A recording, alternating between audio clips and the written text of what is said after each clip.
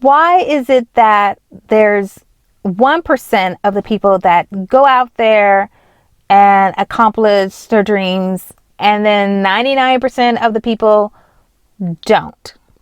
That's what we're here to get my 2 cents on.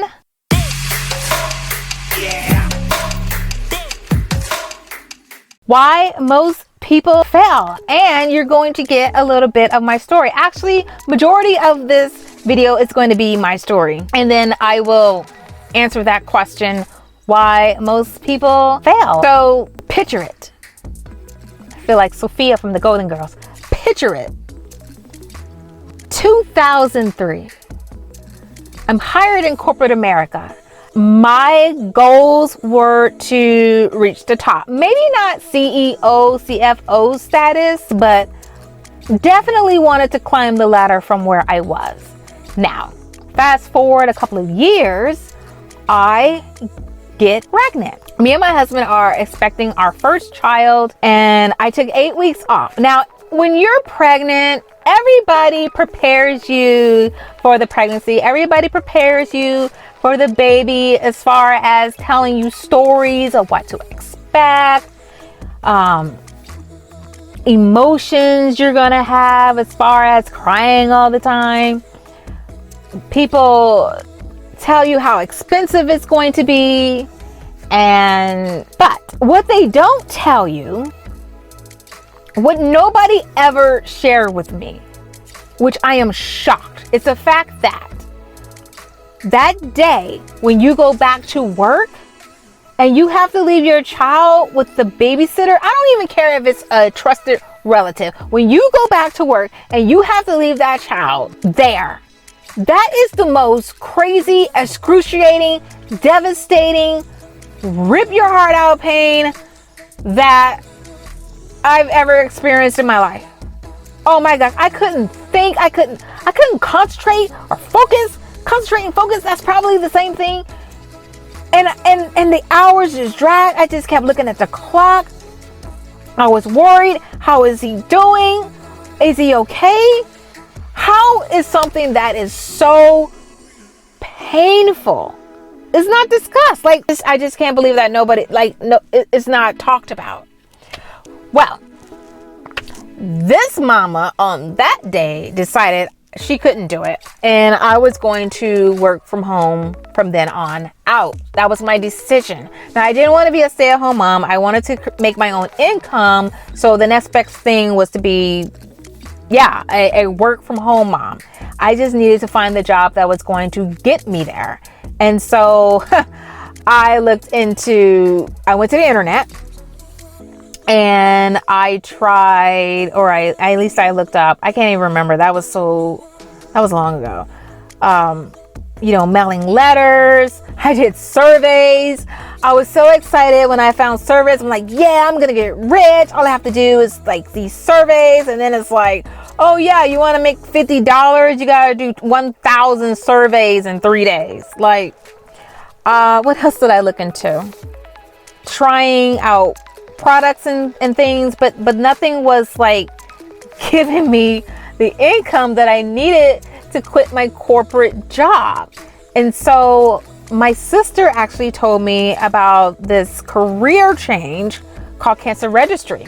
So I looked into it, and it's in the health field, so it looked like I would have to go back to school. Well, I got to do what I got to do. I want to get home to my baby, right? So I went back to school. And because I already had a 4-year degree, I didn't have to do as many courses.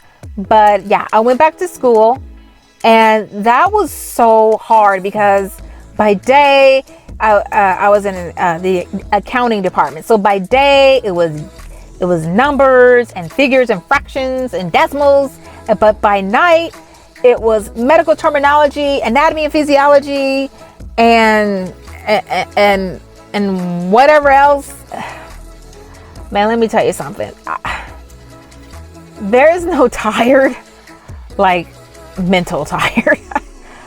Man, that was rough to do that brain switch, to switch it to accounting and then switch it to medical and then switch it back to accounting. Like that was really, really rough, but it's what I needed to do. And so I did that, and I'm in school. Kind of sucked because I wanted to be home with my child like ASAP, and here it was a year later and I'm still going through school. And 6 months after that, I had baby number 2.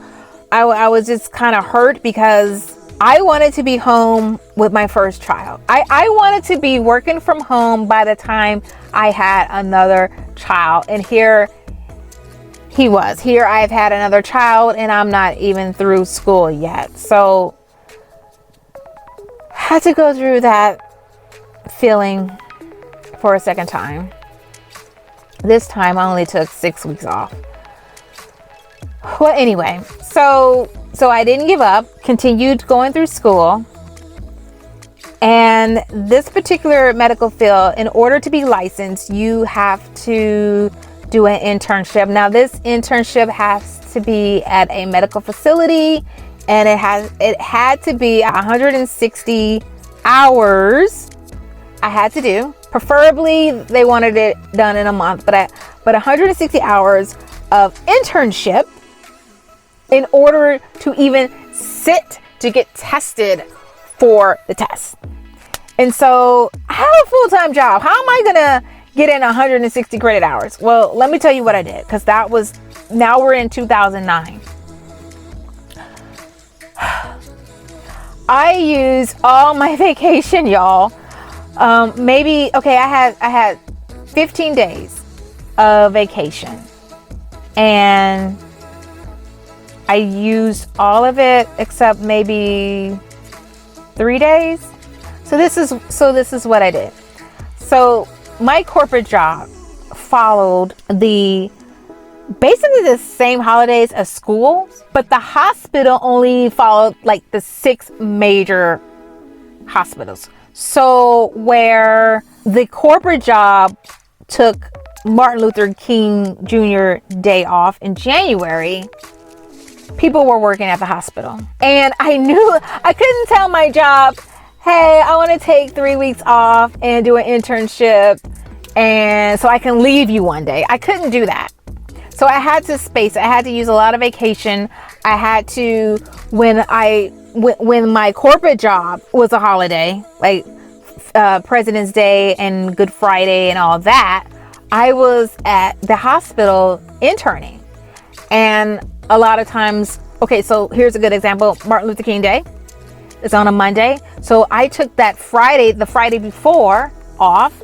So I would work Friday at the hospital, Monday at the hospital, and then the rest of the week I worked at my corporate America job. I even took off 1 week, which was funny because everybody wanted to know, your co-workers, well, where are you gonna go? What are you gonna do? You're taking a week off. What, what's this awesome thing? And I couldn't tell them, yeah, I'm going to take a week off so I can go work for somebody else.